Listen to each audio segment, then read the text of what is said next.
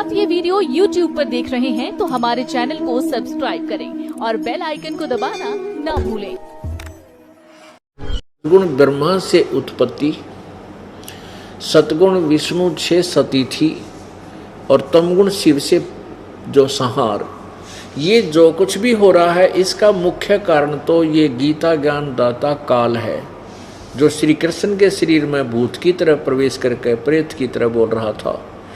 क्योंकि इस काल भगवान को श्राप लगा हुआ है 1 लाख मानव शरीरधारी प्राणियों को नित आहार करने का, खाने का, जिसके कारण ये अपने तीनों पुत्रों से ये अपना ये आहार तैयार करवाता है।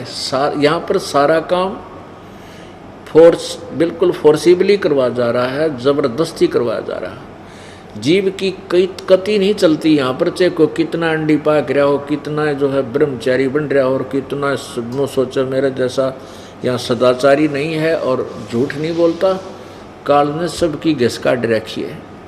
यहाँ जो उत्पत्ति विषय है, जो बच्चे उत्पन्न करने की जो बीमारी इसने ला रखी है, जीव के बस का नहीं इसको रोक सके, चाहे कितनी बात बना ली।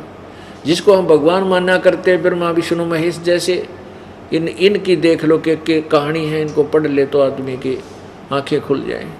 तो ये काल इनको भी नहीं बख्शता। तो ये जो क्रिया ये करवा रहा है उत्पत्ति, और ये यहाँ सतीथि एक दूसरे मोह ममता जकड़ रखा हमारे को।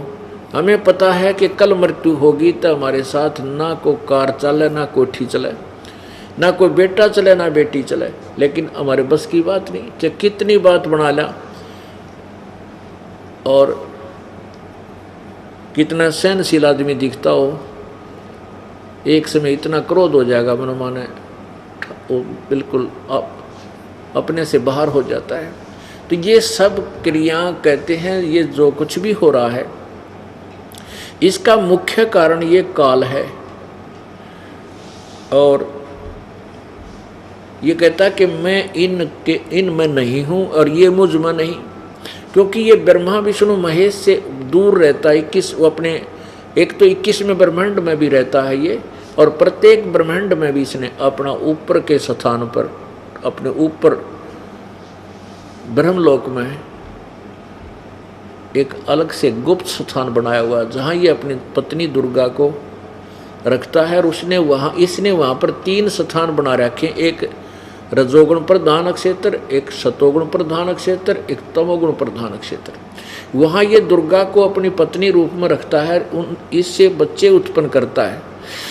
अब देखिए रजोगुण प्रधान क्षेत्र और सतोगुण प्रधान क्षेत्र, तमोगुण प्रधान क्षेत्र में कैसे भिन्नता होती है।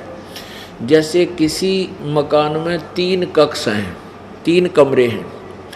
एक कमरे में ये अश्लील चित्र लगे हैं। जब व्यक्ति उस अश्लील चित्र लगे हुए उस कक्ष में जाता है तो उसके मन में नाना उसी प्रकार के विचार उत्पन्न होने लग जाते हैं। जब तक उस कक्ष में रहेगा उसकी बुद्धि ऐसी विचलित रहेगी।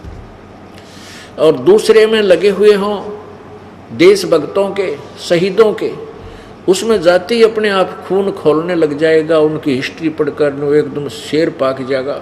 उन्हीं विचारों की तरह विचारधारा बन जाती है।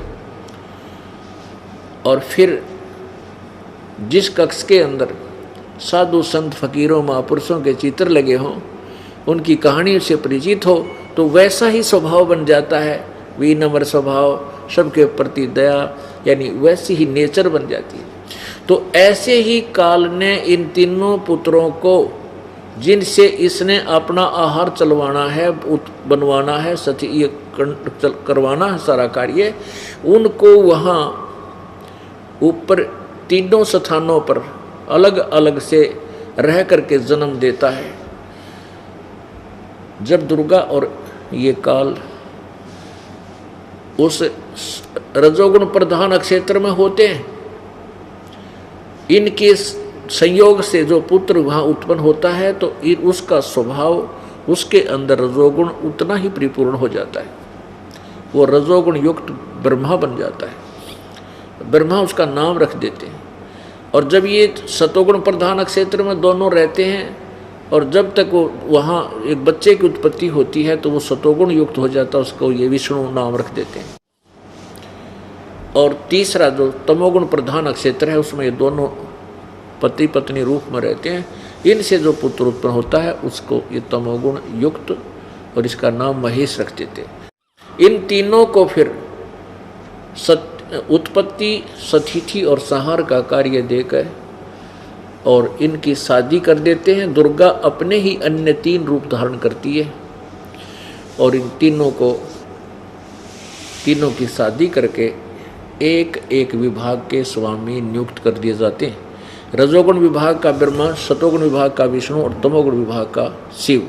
अर्थात एक ब्रह्मांड में ये एक विभागीय मंत्री हैं और इनका पिता जो काल है ये एक ब्रह्मांड के अंदर ये समझ लो मुख्यमंत्री है का रोल कर रहा। इस तरह इस सतिथि को हम समझेंगे तब हम सदग्रंथों को समझ सकेंगे और पूर्ण परमात्मा को जानकर हम मोक्ष करा सकेंगे। अब देखिएगा ये अध्याय नंबर 7 श्रीमद् भगवद गीता जी, अध्याय नंबर 7 श्लोक 12 समझ में आएगा अपने।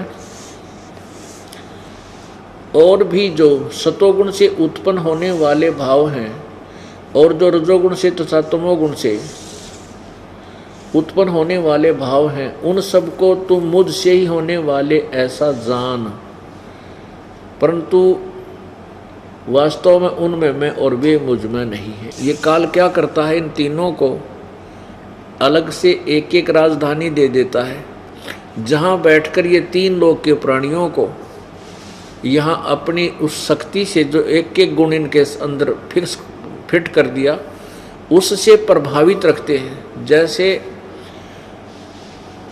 एक अपने मकान की रसोई में और छोंक लगाया मिर्चों का, वो मूल वस्तु साकार वस्तु तो विद्यमान है रसोई में और उसके गुण ने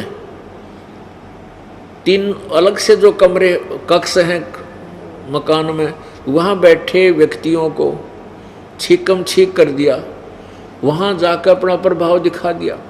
ऐसे ही ये तीनों भगवान अपने अपने लोक राजधानी में विद्यमान हैं, वहाँ बैठकर ये 3 लोक के प्राणियों को इन्हीं के गुण हमें प्रभावित रखते हैं, जिस कारण से हम यहाँ इस काल के जाल में बाई फोर्स फंसे रहते हैं। जैसे किसी को ने शराब पी ली तो उसका नशा हो गया, अब उसका बस की बात नहीं, वो कितना टेक कर कैसे चल रहा है, कैसे बोल रहा है, ऐसे रहेगा और वो नशा उतरेगा जब वो ठीक होगा। तो पुण्यात्माओं, कबीर परमेश्वर जी के इस तत्व ज्ञान से और सत्य भक्ति से ये इनके तीनों गुणों का प्रभाव हमारे ऊपर धीरे धीरे बिल्कुल निष्क्रिय हो जाएगा और फिर हम परमात्मा की भक्ति करके और सत्य भक्ति से धनी होकर के काल का ऋण उतार के सतलोक चले जाएंगे। कोई दिक्कत को ना, दिक्कत हमें हमारे सामने मुश्किल ये आई है, कठिन कार्य ये हो गया कि हम इस तत्व ज्ञान को ग्रहण करने में देरी कर रहे हैं। इसका कारण ये है कि हमने पहले अज्ञान घना सुन रखा है और वो अज्ञान हटेगा इन प्रमाणों को देखकर। इस कड़वी सत्य की घूंट भरनी पड़ेगी, आज भर लो चाहे 10 वर्ष पाछा भर लियो। जब तक इस कड़वी घूंट को नहीं भरोगे, इस तत्व ज्ञान को स्वीकार नहीं करोगे, ना तो जीव उद्धार ना या समाज सुधार कुछ भी नहीं हो सकता। दूनी आग लगती जा रही है, मानो कितना गिरता जा रहा है। और इस तत्व ज्ञान को समझ के फिर हम एक दूसरे से दया पैदा होगी, भगवान से डर लगेगा, बुराइयों से बचेंगे हम और परमात्मा हमारी वो आवश्यकता पूरी करेगा जो कोई भी ना कर सकता। राजा भी नहीं कर सकता उन आवश्यकताओं को जो परमात्मा किया करता है। राजा भी भगवान के आगे हाथ जोड़ता फिरता है। जब हमें उस परमात्मा से सहारा मिलेगा तो हम ना चोरी कर सकते, ना ठगी करेंगे, किसी चीज़ के कसर ना छोड़, कमी नहीं छोड़ेगा भगवान। तो और फिर हमें ज्ञान होगा, डर भी होगा, ज्ञान से डर बनता है, फिर हम वो गलतियाँ भी नहीं करेंगे। इस प्रकार समाज सुधार भी होगा, सब बुराइयों से बच जाएंगे और परमात्मा की भक्ति करके हम सतलोक चले जाएंगे, जहाँ से हम बिछुड़ कर आए इस गंदे लोक में। अब ब्रह्मा विष्णु महेश, रजगुण ब्रह्मा, सदगुण विष्णु, तमगुण शिव जी, ये तो सत्य होगी। अब ये तीनों भगवानों से ही ये सृष्टि काल की चल रही है और ये पूजा के योग नहीं है। जो इनकी पूजा करते हैं वो शास्त्र विरुद्ध साधना कर रहे हैं। ये देखिएगा अब 13वें श्लोक में क्या बताया है, 7वें अध्याय के गुणों के कार्य रूप सात्विक, राजस और तामस, इन तीनों प्रकार के भाव से ये सारा संसार प्राणी समुदाय मोहित हो रहा है। इन तीनों गुणों रजगुण ब्रह्मा, सदगुण विष्णु, तमगुण शिव जी से ऊपर परे मुझ अविनाशी को नहीं जानता। ये काल कह रहा है कि इनसे ऊपरे मैं हूँ, ये मुझे नहीं जानते, इन्हीं की पूजा पाजा में उलझ पुलझ रहते हैं, इन्हीं तक सीमित है। अब 14वें श्लोक में क्या कहा है, 7वें अध्याय का 14वां श्लोक, क्योंकि यह अलौकिक अर्थात अति अद्भुत त्रिगुणमयी मेरी माया, यह रजगुण ब्रह्मा, सदगुण विष्णु, तमगुण शिव जी द्वारा फैलाया गया ये जाल, माया जाल बड़ा खतरनाक है, दुस्तर। परंतु जो पुरुष, जो साधक मुझको भजते हैं, इस ब्रह्म को भजते हैं, काल को भजते हैं, वो माया का उल्लंघन कर जाते हैं, अर्थात संसार से तर जाते हैं। कहने का भाव ये है कि जो ब्रह्मा विष्णु महेश की पूजा ना करके केवल ब्रह्म साधना करते हैं, वो जैसे ब्रह्मा विष्णु महेश की जो पूजा करते हैं, शिव का पुजारी शिव के लोक में, विष्णु का पुजारी विष्णु के लोक में, ब्रह्मा का पुजारी ब्रह्मा के लोक में जाकर कोई देव पद प्राप्त कर लेगा, उन देवताओं के पास चले जाएंगे और वहाँ से फिर तुरंत ही अपने पुनः को क्षीण करके फिर तो वापस गिर जाएंगे, 84 लाख योनियों में जाएंगे, नरक भोगेंगे। और जो ब्रह्म की साधना करता है वो एक महाकल्प तक, यानी सच्ची साधना आजीवन सच्चे जल में पूरे संत से लेकर के और विधिवत साधना करता है, वो फिर ब्रह्म लोक में चला जाता है, ब्रह्म का साधक। तो ये ब्रह्मा विष्णु महेश से कुछ ज़्यादा राहत ब्रह्म लोक में गए प्राणी को होती है, वो ज़्यादा समय तक जन्म मृत्यु से बच जाता है। लेकिन मृत्यु उसकी भी होती है, क्योंकि गीता जी अध्याय नंबर 8 के श्लोक 16 में स्पष्ट किया कि ब्रह्म लोक तक गए हुए प्राणी भी फिर पुनर्वृत्ति में है, उनका भी मृत्यु होती है, जन्म मृत्यु में आते हैं। तो यहाँ ये कह रहा है कि जो मेरी भक्ति करते हैं वो इनसे ऊपर उठ जाते हैं, ब्रह्मा विष्णु महेश के से मिलने वाली राहत से ऊपर उठ जाते हैं। इस त्रिगुणमयी माया से, त्रिगुणमयी माया बड़ी खतरनाक है। और आगे फिर 15वें श्लोक में यही बताया कि ब्रह्मा विष्णु महेश रूपी त्रिगुणमयी माया के ऊपर जो आश्रित हो गए, इन तो आगे किसी ने मानते नहीं, चाहे कुछ भी कह लो इनको, तो वो माया के द्वारा जिनका ज्ञान हरा जा चुका है, त्रिगुणमयी माया द्वारा ब्रह्मा विष्णु महेश से मिलने वाली राहत के ऊपर ही आश्रित है, उनके विषय में देखो क्या कहा है गीता जी अध्याय नंबर 7 का और श्लोक नंबर 15। इस ब्रह्मा विष्णु महेश रूपी त्रिगुणमयी माया के द्वारा, यानी इन्हीं के ऊपर आश्रित हैं, इनके अतिरिक्त तो किसी ने नहीं मानते, जिनका ज्ञान हरा जा चुका है, ऐसे आसुर भावन, आसुर स्वभाव, राक्षस स्वभाव को धारण किए हुए मनुष्यों में नीच, ये दूषित कर्म करने वाले मूढ़ लोग, मूर्ख, ये गीता ज्ञान दाता काल कह रहा है कि मुझको नहीं बजते।